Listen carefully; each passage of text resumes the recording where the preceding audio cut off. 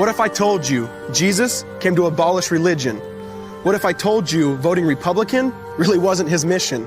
What if I told you Republican doesn't automatically mean Christian, and just because you call some people blind doesn't automatically give you vision? I mean, if religion is so great, why has it started so many wars? Why does it build huge churches but fails to feed the poor? Tell single moms God doesn't love them if they've ever had a divorce, but in the Old Testament, God actually calls religious people whores. Religion might preach grace, but another thing they practice, tend to ridicule God's people. They did it to John the Baptist. They can't fix their problems, and so they just mask it, not realizing religion's like spraying perfume on a casket. See, the problem with religion is it never gets to the core. It's just behavior modification, like a long list of chores.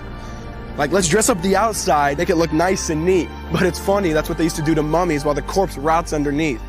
Now, I ain't judging, I'm just saying, quit putting on a fake look. Because there's a problem if people only know that you're a Christian by your Facebook. I mean, in every other aspect of life, you know that logic's unworthy. It's like saying you play for the Lakers just because you bought a jersey. See, this was me too, but no one seemed to be on to me. Acting like a church kid while addicted to pornography. See, on Sunday I'd go to church, but Saturday getting faded, acting if I was simply created to just have sex and get wasted. See, I spent my whole life building this facade of neatness, but now that I know Jesus, I boast in my weakness.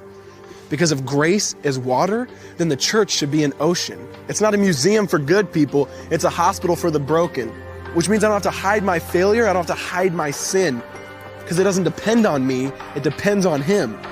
See, because when I was God's enemy, and certainly not a fan, He looked down and said, I want that man.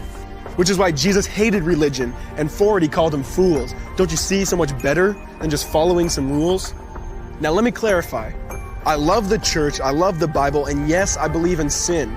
But if Jesus came to your church, would they actually let Him in? See, remember He was called a glutton and a drunkard by religious men. But the Son of God never supports self-righteousness, not now, not then. Now back to the point, one thing is vital to mention. How Jesus and religion are on opposite spectrums. See, one's the work of God, but one's a man-made invention. See, one is the cure, but the other's the infection. See, because religion says do, Jesus says done. Religion says slave, Jesus says son.